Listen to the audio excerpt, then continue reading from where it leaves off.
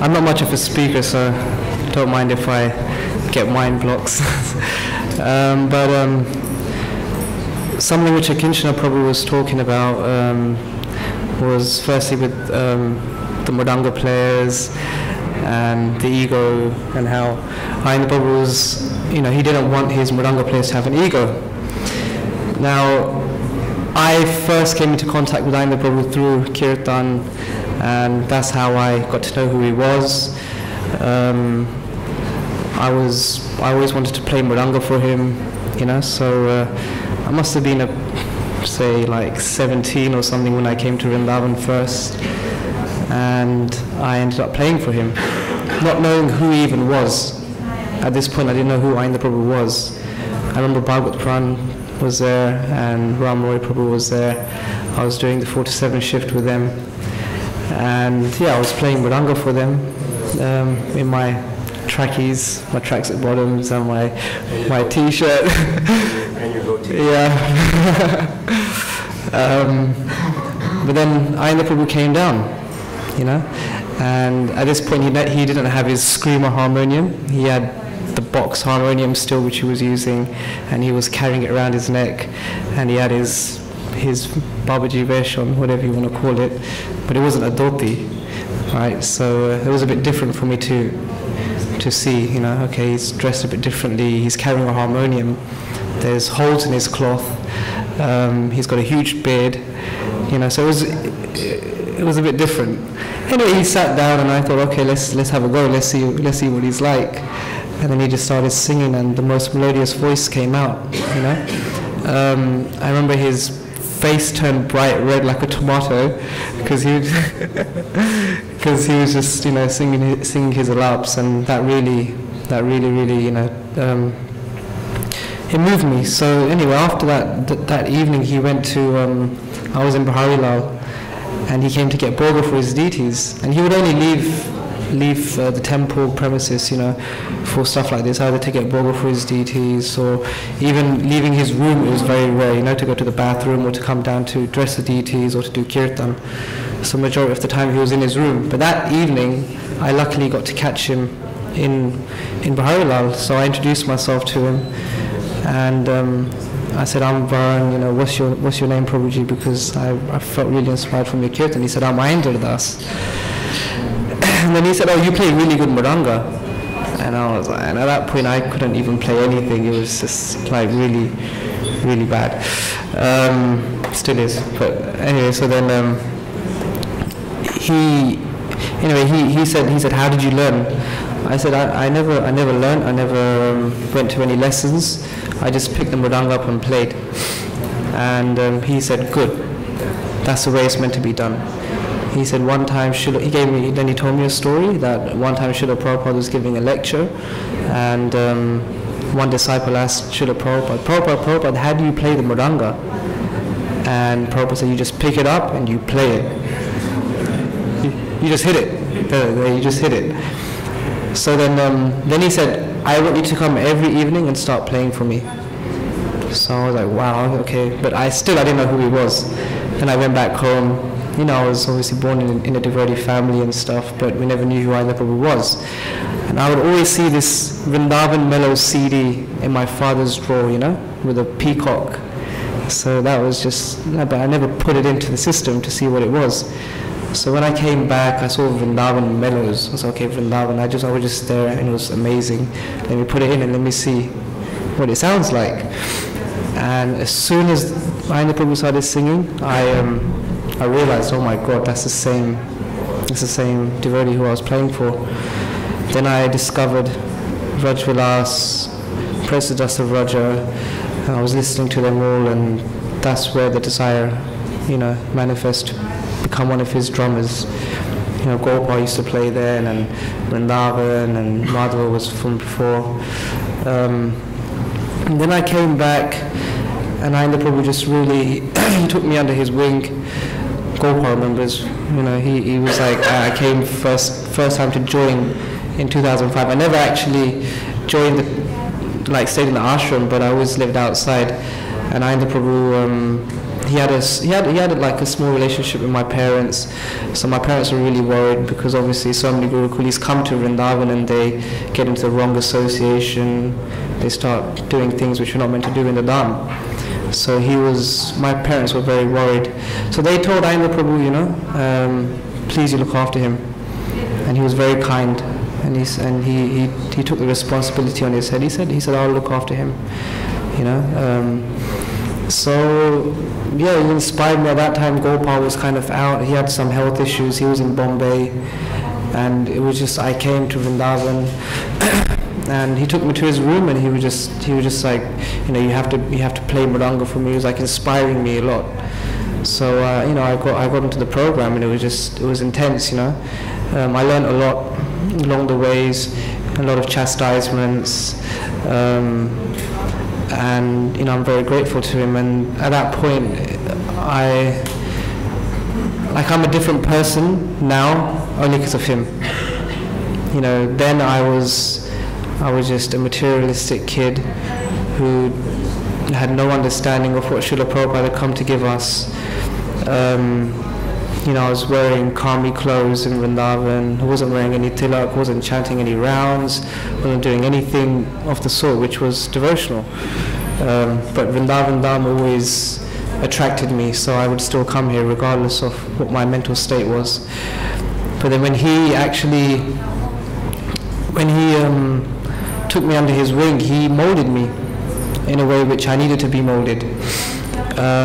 He made me put dhoti on, he made me put tilak on, he made me chant 16 rounds, he made me do everything which Srila Prabhupada wanted us to be doing. One story when I came I think this is even before, this was before 2005, this is in 2004 I think. I came with joggers on to his kirtan, and anyway, he heavied me out in the kirtan, and he said you should be wearing dhoti. And I said, okay, Ayendra Prabhu. Anyway, I went home that day, and then one of my friends, Ananta Krishna, AK-47, as we called him, if you remember him, he came to my room and he said, come, let's go see Ayendra Prabhu. I said, I don't have a dhoti. I don't want to go into his room without a dhoti, otherwise I'm going to get heavily chastised. He said, no, it's fine. You don't have to worry. He's cool, I didn't know him that much at that time, so it was just like, you see him, he's just like intense. So I just went, I said, okay. I went there, he was doing his puja. He looked around, and initially he smiled at me, but then I think he figured out he's wearing joggers, So then he looked back a second time, and then that was just it. 2 hours, he was heavying me out for the whole 2 hours. I sat down, and it was intense. It was very intense. He went through many different emotions for those 2 hours as well, which was I couldn't really understand so much. He was laughing, he was screaming at me, he was angry, he started crying, he became very grave. It was just a mixture of emotions, and it kept happening again and again and again and again. And he even said to me, to the extent that to wear trousers or karmi clothes is do you remember what I said to you? He said something. It's basically a manifestation of your sex desire to be wearing karmi clothes. It's a manifestation of your sex desire, So I was just, I'm a kid, and I'm thinking, oh my Krishna,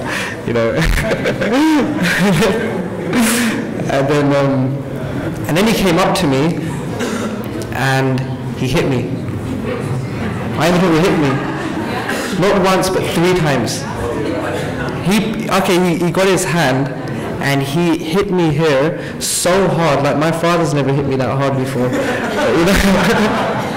And he hit me so hard, and not once, but 3 times.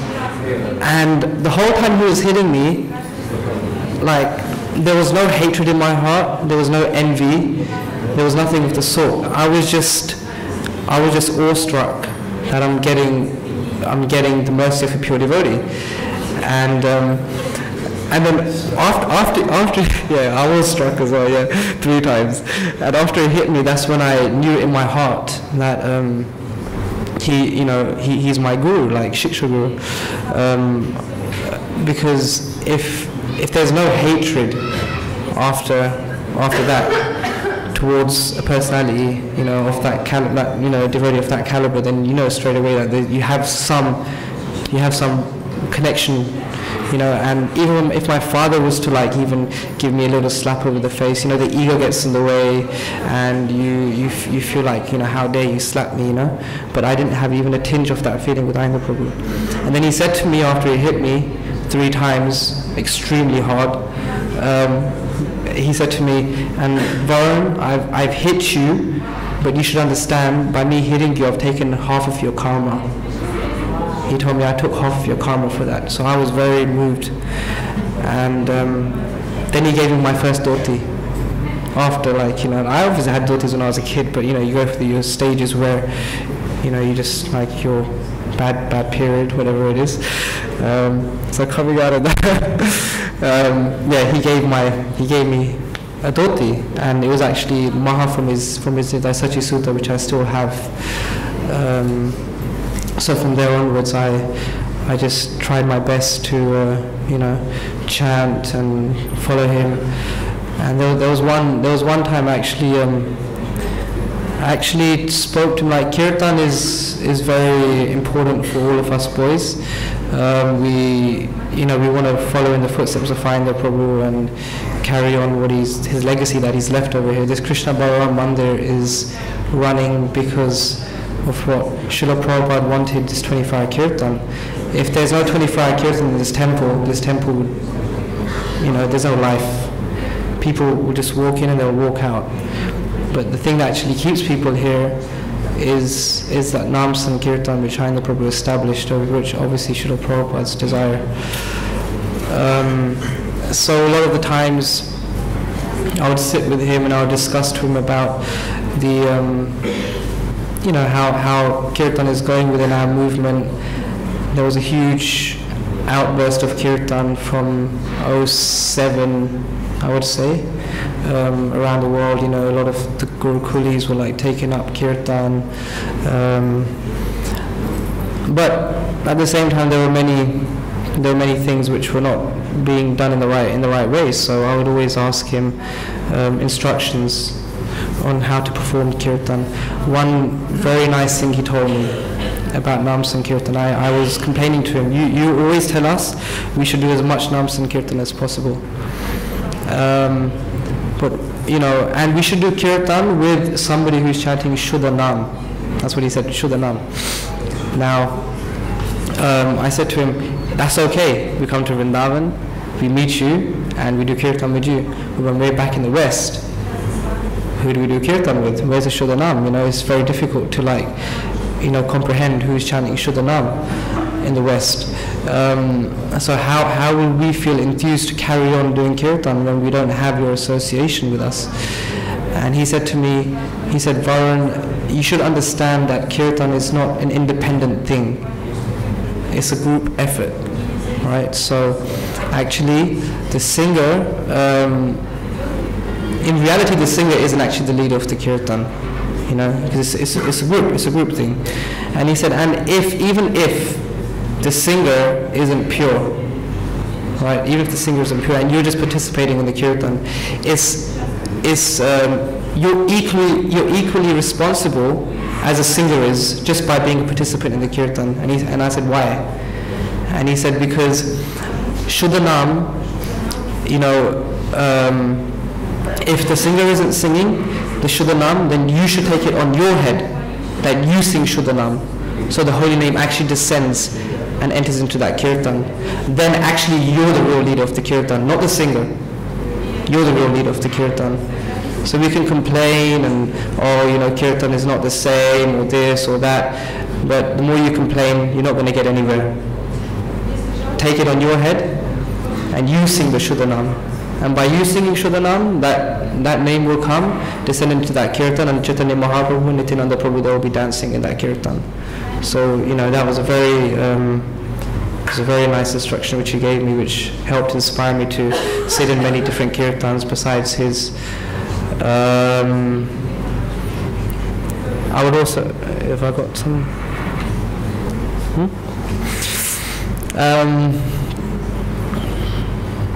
Maybe one more thing I remember I heard from Mahendra Prabhu was, I was listening to a lecture of his once when I was back in the West, and he said in his lecture that he had a dream of Srila Prabhupada, and Prabhupada came into his dream and told him that actually book distribution isn't enough. No. Yeah, he said book distribution isn't enough. Our real goal is to become Bhajan Anandi. That's how he said it.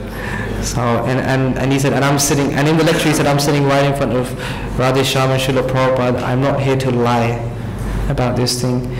So I was very taken back by that statement, because obviously a lot of the times, our society, they push forward to be a Goshanandi rather than a Bhajananandi. So, and he made this statement, which Srila Prabhupada told him in a dream.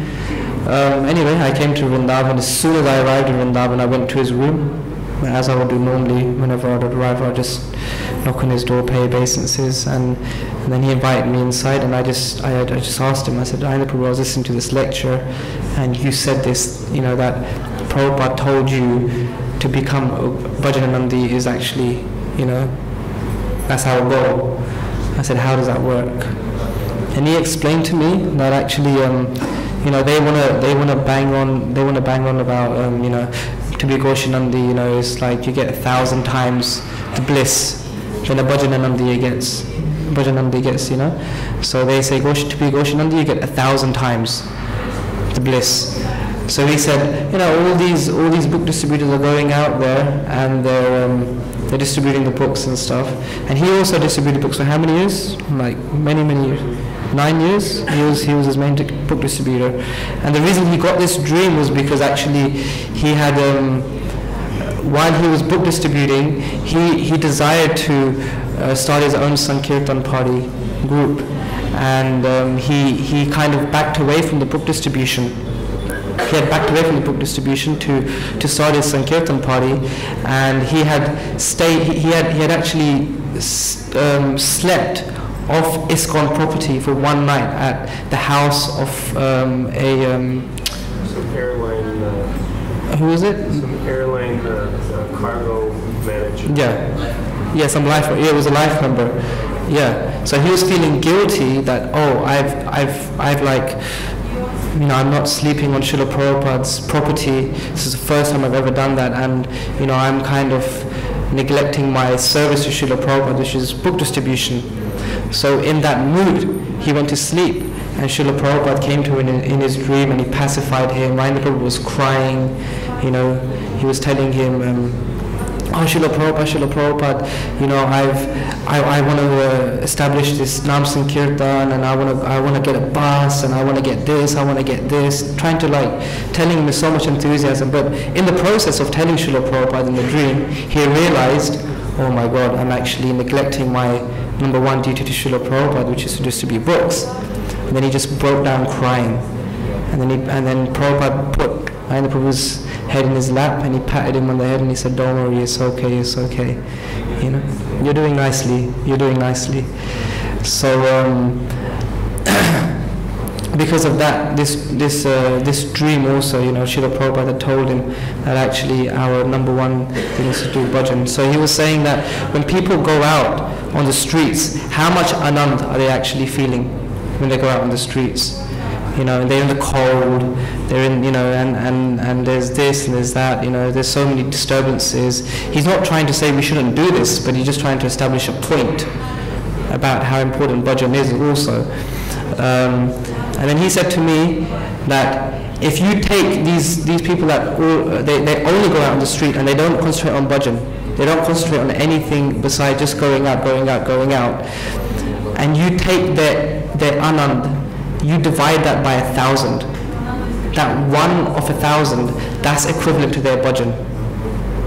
That's what he said to me. So it made sense. I said, wow, okay. So he was establishing the point that bhajan it needs to go side by side. And he said it's like bread and butter.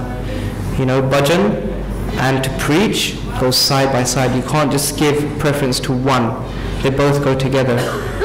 So, and Ainda Prabhu told us, Kirtan is our bhajan. So that's what Ainda Prabhu did, and that's what we all hope to do also. Thank you very much. Hare Krishna.